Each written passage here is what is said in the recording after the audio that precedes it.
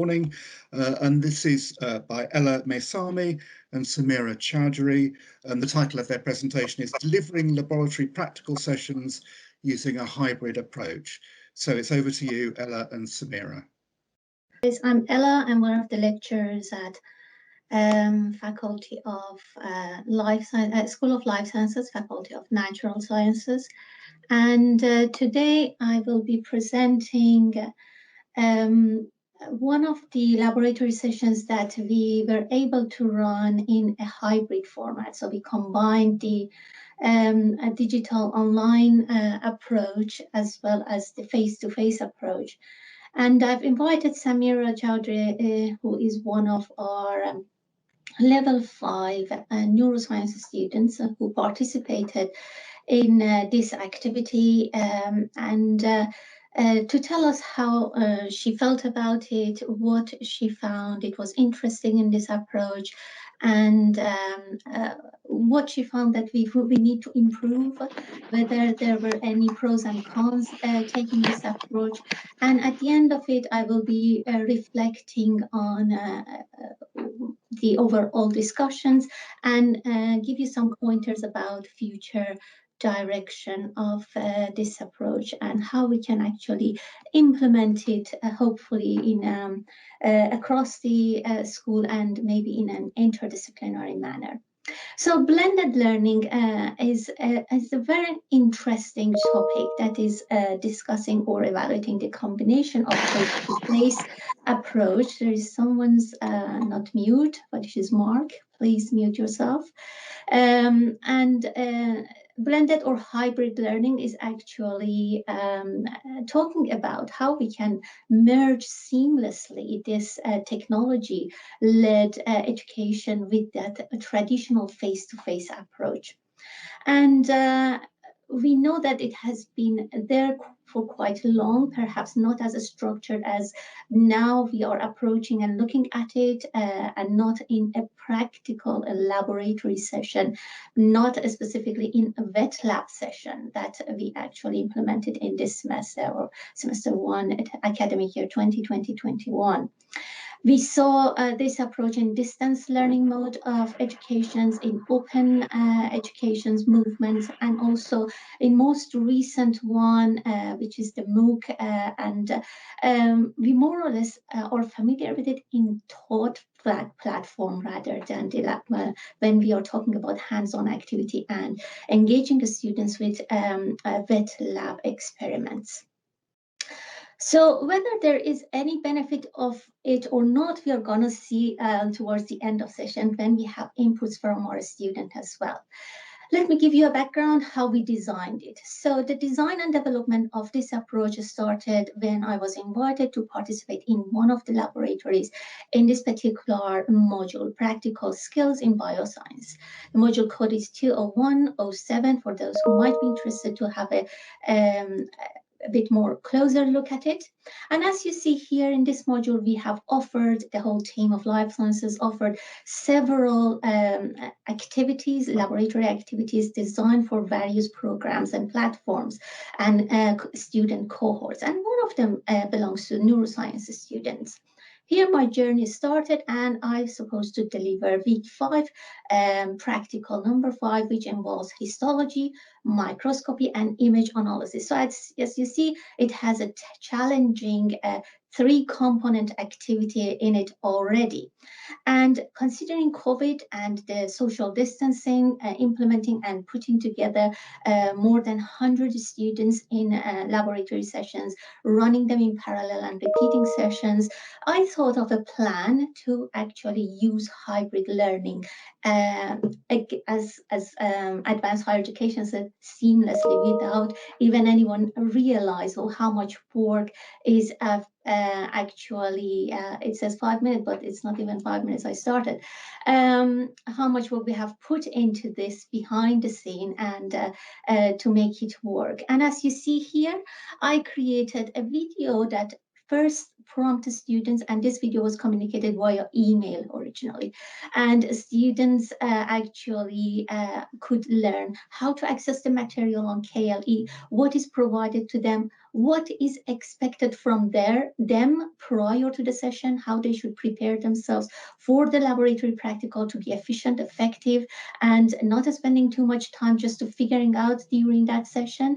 And of course, some health and safety pointers, and of course what they are going to be experiencing during the laboratory.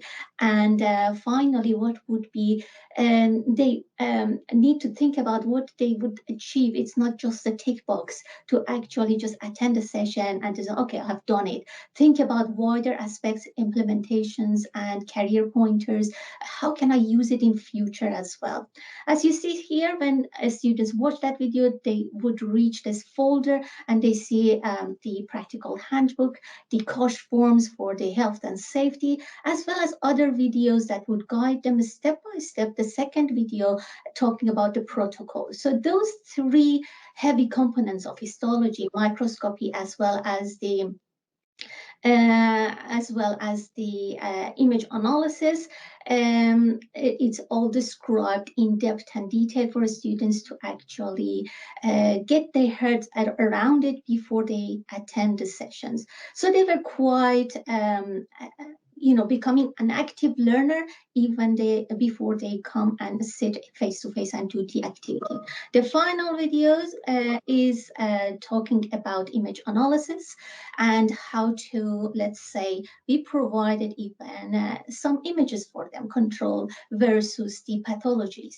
This way, we actually treated, by creating videos as well as creating materials, we created an equal opportunity. So students, we created an inclusive curriculum. Students have access or have had access to all the materials prior to the session. They had the video to guide them prior to session and after the session, should they have any questions to how to analyze these images, how to even install a software. We talked about digital literacy, digital scholarship in previous and the main meeting, and therefore hopefully this would guide them and help them to enjoy that practical as well as learning it and have something to look back should they have any question afterwards. So now I'm going to invite Samira Chowdhury to join me and answer a few questions and share her thoughts about this practical, because whatever we do is basically to see the impact on the students, how they felt about it. And of course, they are the best case to tell us how we can improve the sessions. What did we do that wasn't correct, or we can improve it for next academic year. So Samira, would you like to open your camera and yeah, hello. Awesome. I don't see you. If you wish to have your camera on, that would be nice. It should be on. Okay, maybe switch on and off again just to Ella, see. Ella, you'll need to stop presenting, I think. Okay. Okay. But we started 11:05. We have 15 minutes, don't we? No, sorry, I just mean so that we can see. We should see. We should see cameras in the bottom. I thought you were trying to get your co-presenter. Sorry, I missed the name there. To appear. So I was just flagging that you still had the slides sharing. That's what we can see. So what should I do now? Can Samira talk? One suggestion would be to go to together mode where we can see both of you with your cameras on. So the three dots at the top and then choose together mode. I can see you now, Samira, at the bottom of the screen in the small. I can see you, Samira, now as well. Yeah, thank you. Okay. Hey, hello, Samira, and welcome to the talk. So it is just going. Somebody is. Okay. Welcome, Samira, to the talk. So could you please tell us, how did you find this session 5 activity, which was a hybrid format of laboratory session? I personally found that the pre-recorded videos were very beneficial compared to just the lab practical alone. The videos were extremely thorough, so I felt fully prepared going into the lab, and I especially liked how it was interactive. The videos were interactive, so we were able to pause the video anytime and experiment with the software, which is a transferable skill that we'll need in the future. Thank you. So, was there anything that you think we, didn't go well, and you wanted us, to think about it and maybe design better? I think the only disadvantage was the fact that we lost the sense of community and teamwork. I felt like the environment was very quiet due to the smaller class sizes, and people were more timid, so I found it more difficult to ask questions. How about teamwork? Do you think that element was feasible? It was more difficult to gain teamwork skills, and I think that's really important for the future. Thank you. And how would you compare this hybrid format with previous experience? Maybe go back to last year, maybe in the same semester, but those practical that didn't offer a hybrid approach. So last year on campus, there was obviously a larger student cohort, so we had an opportunity to socialize and work together, and so we learnt together. And obviously there was face-to-face teaching, which is known to be effective as it's been used for years. So we were reassured that we were learning properly and we could leave the lab knowing that we gained the knowledge that we need. However, the larger class sizes we weren't always given the opportunity to work independently, which sometimes led to some people being left out, which I felt myself during a lab last year. There was also less support beforehand, before the lab, and then after the lab, where we had to do post-lab questions. We didn't get much guidance with that. It was just like, do it or don't do it. Nobody really. And how about this year, this form of hybrid format? So this year, obviously, the student cohort was smaller due to COVID, obviously, but it also meant that we had access to our own equipment, which we weren't able to always have last year. And we were able to learn independently and truly understand how to use the equipment to the fullest. Whereas last year, I didn't even get the chance to touch some of the equipment. And we need to know how to handle sensitive equipment for the future. And I'd like to emphasize again how the pre-lab activities were really, they really reinforced our learning and prepared us properly. And we even had a chance to use the software, which we probably didn't have the chance to do all the time last year. But of course, the socialization element and teamwork was a bit missing. Thank you so very much, Samira. How could we improve it in future? So overall, I found that the lab session was well executed, and I really enjoyed the hybrid format with pre and post session activities. However, we could probably create a platform where we could share ideas, because as a scientist, I like gaining new perspectives and talking to people, so there's like a sense of community. And yeah, I'd really love to see that.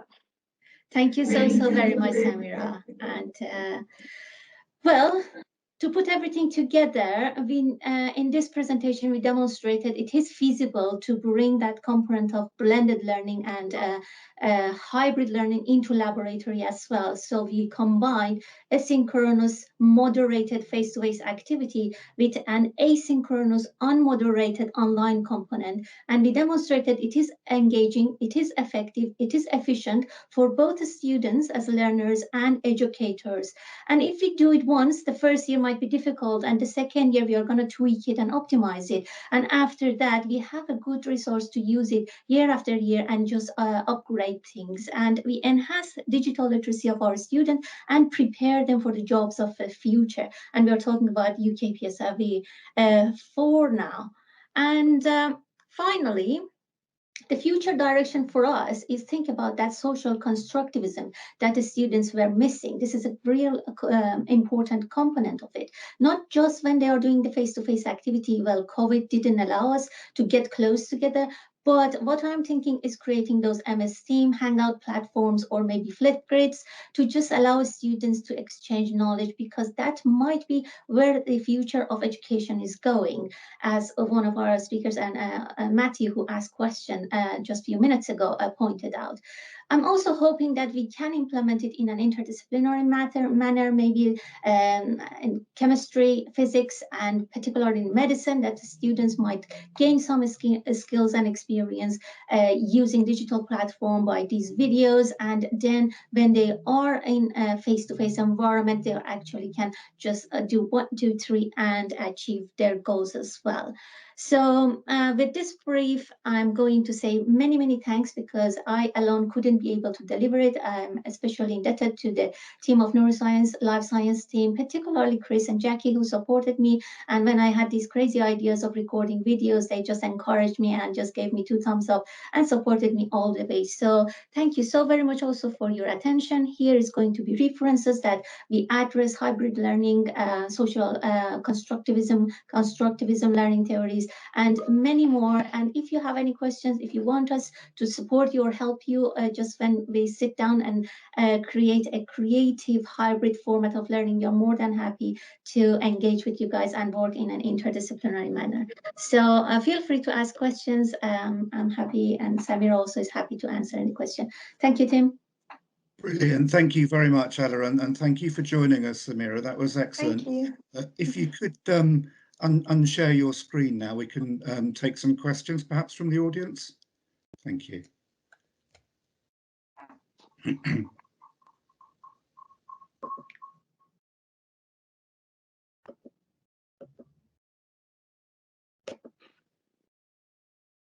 Are you able to unshare your screen, and then we can see raised hands from the audience?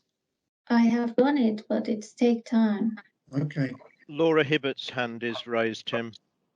Okay, thank you very much, Mark. I will try and allow her to unmute. Oh, hello. Hi. Hi. I was just really interested in the idea of getting students to communicate via Flipgrid, and wondered how you get them to actually do it. We have done Flipgrid for the initiations. I'm just trying to unshare this, but it's just taking time.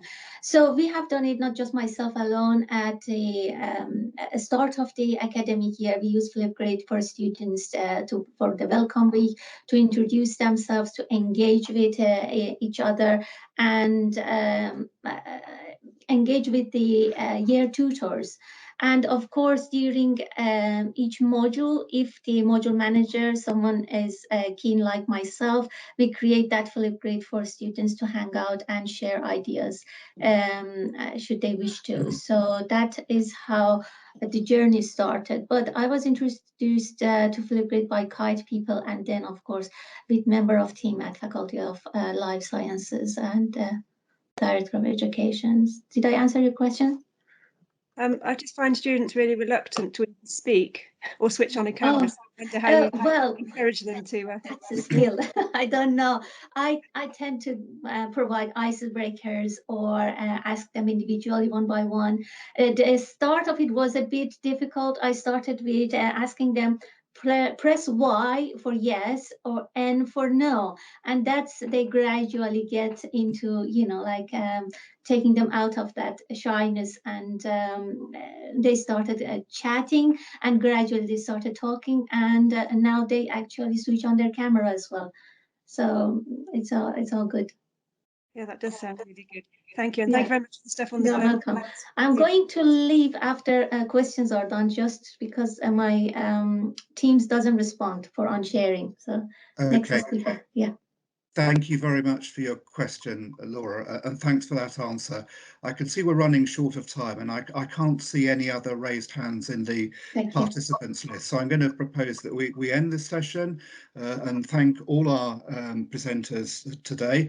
Not only have we been exploring hybrid learning, but I think we've been touching also on the themes of some other parallel sessions, including future structures of education, developing communities of learning, and demonstrating above all that necessity is the mother of invention.